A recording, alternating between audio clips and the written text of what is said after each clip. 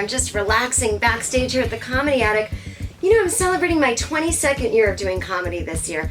And I remember the first time I did stand-up, well, I don't even know if you could call what I did stand-up. I wrote all these jokes. I was 22, and I was going to do comedy in Cambridge, Massachusetts. And I was driving to this, it wasn't even a club, it was like the back of a bar.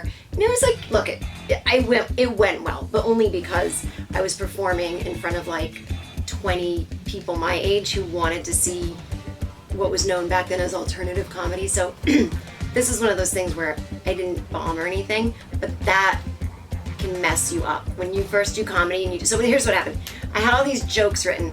I don't know why I had this is so embarrassing. I never did it on stage, but I had a joke about Nancy Reagan's Just Say No campaign in the 80s, but this was 1997. I don't know why I was like, just say no, you should just say maybe, and then that way you look cooler and you still don't have to do drugs. It's so stupid. I was like, this is gonna kill, I'm gonna be like famous after this. And then something in me, when I sat down on stage for the first time, and I was obnoxious, I smoked a cigarette and I would sit on a stool, don't ask.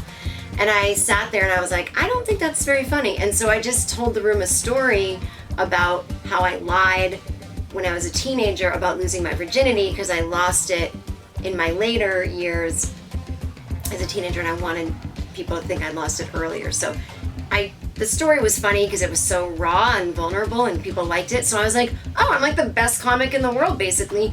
And 2 weeks later, I took a bus to New York City to do a comedy club, and I bombed, and people were like, what was that? That was horrible. And the host made fun of me, and I was like, oh, this fucking shit sucks. And 22 years later, I'm still doing it. But I'm a little better than like the first time I did it. Anyway, I have to go. I'm very busy.